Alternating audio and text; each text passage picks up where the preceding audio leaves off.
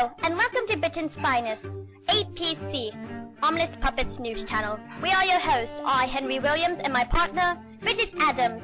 Our following stories today circulated during the 1750s, including the Iron Act, the Plan of Union within the American colonies, and the Braddock Expedition. Afterwards, there will be talk about the battle at Fort Ticonderoga, battle at Fort Ticonderoga, the battle at the Plains of Abraham, and the capture of Fort Niagara. And here is Bridget with the very first news story. That's right, Henry. I am here with the colonists from Maryland. Joe, was it? Yes. The Iron Act has forbidden us to establish furnaces that produce steel for tools and to erect rolling and slitting mills and plating forges. Fortunately for me, as I am a worker in the iron industry, already existing furnaces and such could continue working. The only thing the Iron Act did permit was to continue the production of pig and bar iron and export it to England duty-free. However, our so-called motherland is not interested in our benefit at all. We workers see the truth. They plan to stunt our growth by controlling our iron production because they think we are becoming too powerful. The mighty England sees us as a threat, and they have degraded us, making only pig iron and iron bars. One good thing that did rise from the situation was that our production of basic iron has flourished significantly. Of course, being that this act comes from across the Atlantic and that it is consequently poorly enforced here in America, some of us simply decide to ignore the new law. Ah, yes, well, the colonists are certainly acting up. Any political news, Henry? Of course. In fact, I am with the well-known Benjamin Franklin himself. Hello, sir. Greetings. Yes, you've all known me for my book I have just published on my studies of electricity. But I am here to talk about my plan of union, or the Albany Plan. At this time against the French and Indians, we must stand our ground on this land and unite. The illustration published on the Pennsylvania Gazette, called Join or Die, should sum up this idea simply enough. I know many colonial leaders are worried about giving power to another group, but we must trust in each other in order to create a perfect colonial union over our It's fine... nice to have you here with us, Mr. Braddock. Please elaborate on your expedition. Well, I led the battle against Ohio, which was known as the Braddock Expedition. I attempted to recruit Native American tribes that weren't allied with France, which failed. I eventually still had 8 Mingo Indians as scouts. During the expedition, we encountered a problem and had to cross the Lenny Mountains into Pennsylvania.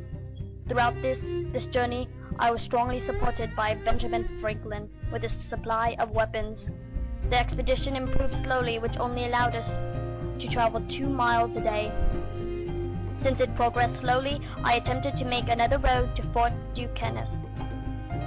The road we traveled later became known as the Braddock Road.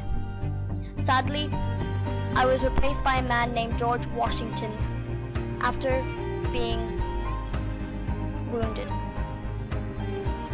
Soon, the British regulars and the militiamen were well away from the battleground and headed home.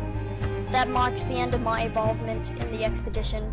Even though things did not go as planned, we accomplished some and gained a few advantages. Thank you. Now, back to Bridget, who is apparently with Mr. William Pitt.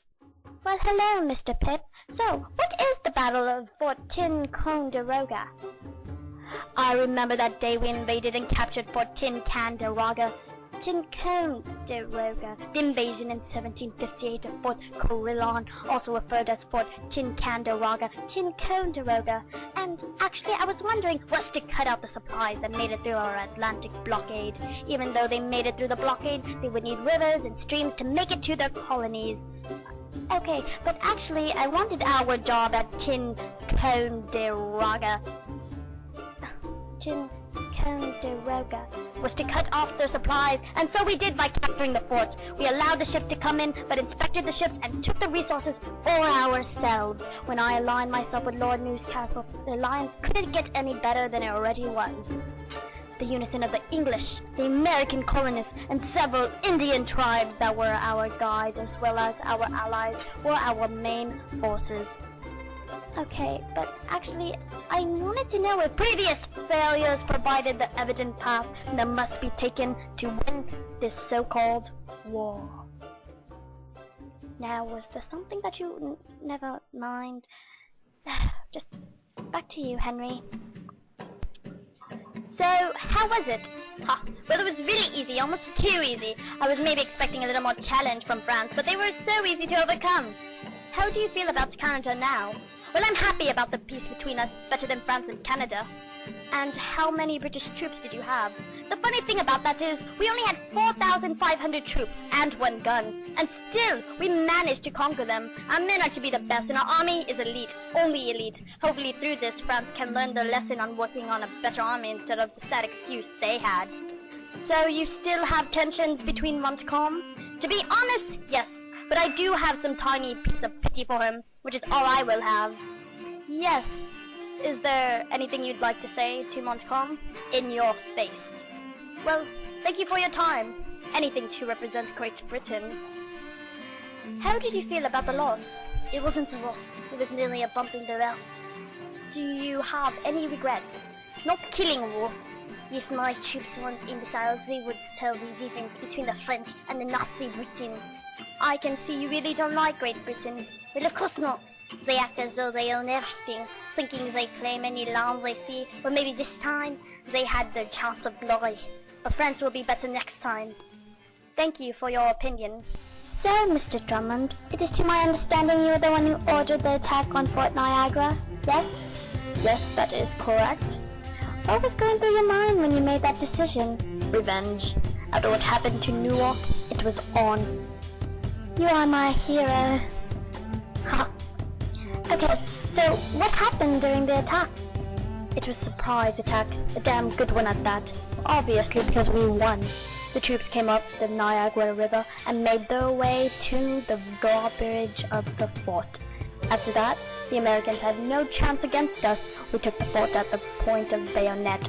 It was a satisfying victory for us. We lost 6 men, but we took their flags, recovered weapons and clothing taken by the Americans. I don't think anyone could have said any better, Mr. Drummond. Me too. What are your next plans, Mr. Drummond? I plan to take out Buffalo. Thank you for watching today's broadcast. This is Bridget Adams and Henry Williams, signing off on APC, Armless Puppets News Channel.